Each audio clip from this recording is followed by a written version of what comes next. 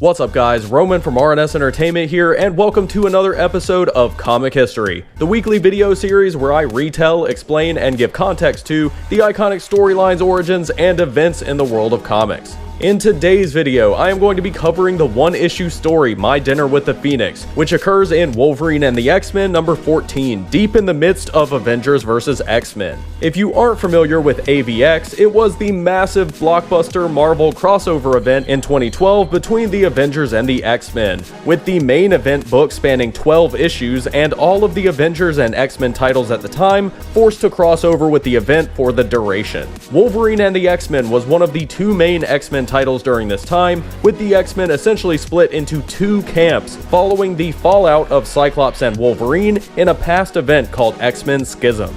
The X-Men end up dividing between those two leaders, with Cyclops taking a more militant Magneto-esque approach to saving the mutant population from extinction, and Wolverine forming the Jean Grey School to preserve the more pure, lighthearted aspects of the X-Men. Running the Jean Grey School alongside Wolverine is another one of my favorite X-Men characters, Kitty Pryde, who at this point is an adult woman and longtime X-Men mainstay, being years removed from her days as a young ride-along character. During Avengers vs. X-Men, the Phoenix Force returns to Earth and is split between 5 members of Cyclops' X-Men, including himself, Emma Frost, Namor, Magic, and X-Men mainstay and ex-boyfriend of Kitty Pryde, Colossus. Our story begins in the teacher's lounge of the Jean Grey School, where Kitty Pryde is left to desperately try and keep the school together with the B-est of B-teams, with her only remaining staff being Warbird, a Shi'ar alien who is only on Earth to protect Kid Gladiator during his tenure at the school, Husk, the mutant sister of Cannonball, Deathlock, who is a substitute teacher because lol, Dupe, a random joke character in the Marvel Universe, and Toad, who is literally the janitor. As Kitty realizes that on top of her entire staff being D-listers and joke characters, the impending apocalypse has left everything in utter chaos. A bouquet of flowers suddenly appears in front of her. Walking outside, Kitty sees Colossus floating above the school, and after he smiles and asks her out to dinner, she tells Deathlock that until she gets back, Lockheed the Dragon is in charge. Colossus takes Kitty out to dinner using his godlike Phoenix powers to create a dress and orchestrate fresh seafood plates that float above the table as he speaks. After telling Kitty she looks beautiful, Colossus talks about the work he and Cyclops' other Phoenix-powered X-Men had done for the world, having essentially taken over the planet and begun eliminating all of its problems, making gardens out of deserts, feeding the hungry, eliminating all warfare, except for the ongoing war between the X-Men and the Avengers. Colossus says that with all of that, the one thing he missed from the old world was her, and that them being together feels just like old times.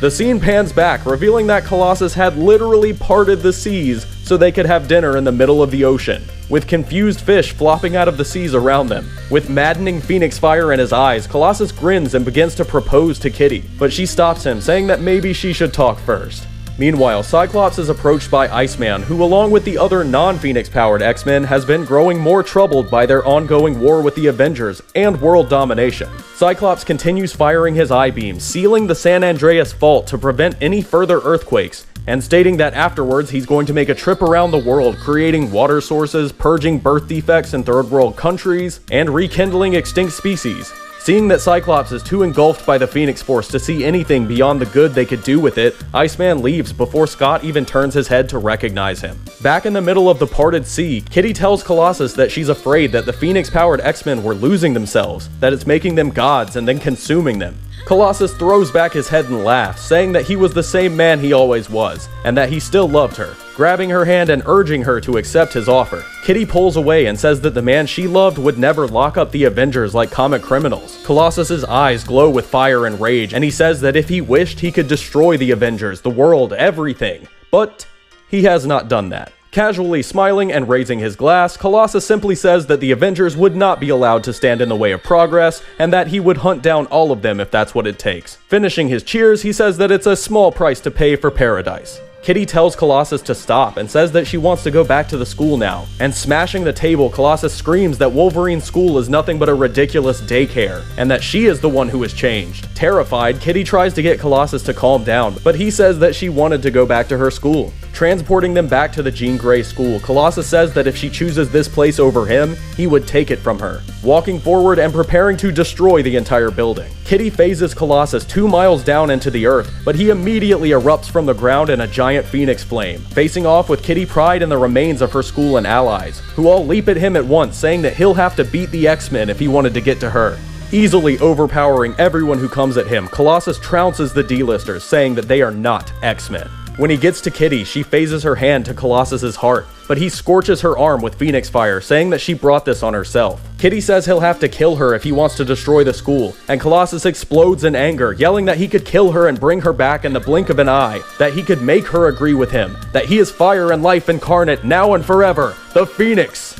Colossus walks forward to destroy the school, but looks down to see the broken statue of Jean Grey, who Colossus had seen become Dark Phoenix for the first time all those years ago. Colossus begins to say that he is Phoenix, but trails off, putting his head down in shame and then flying away in a burst of flame. Sometime later, Iceman, Rachel Summers, Angel, and others who had followed Cyclops arrive to find the smoking ruins of the front yard. And Kitty tells Bobby that if he ever gets up the guts to actually ask her on a date, he cannot choose seafood.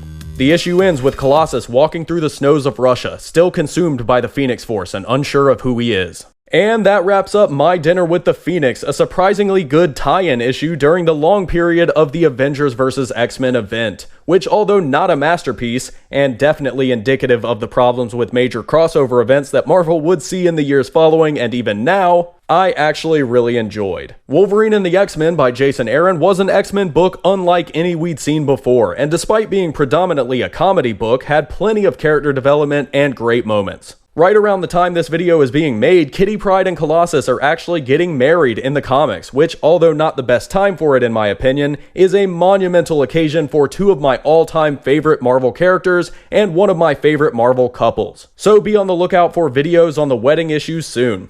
If you enjoyed this video, make sure to give it a thumbs up, let me know who your favorite couple in comics is in the comment section below, and subscribe to RNS Entertainment for weekly content on comics, movies, and more. If you want to see more cool stories like this, make sure to go check out the comic history playlist on my channel for every episode we've done so far, and my X-Men history playlist for just the X-Men stuff, including the origin of Colossus, which I think may have been my first X-Men episode overall. Also, make sure to subscribe to my gaming channel, RNS Gaming, follow all of my social media via the links in the description box below, and if you want to get exclusive content while supporting my channel, make sure to check out my Patreon. I want to give a huge thanks to Drew Miles and Jason Cantu for being $10 or higher patrons this month, and I will see you all next time.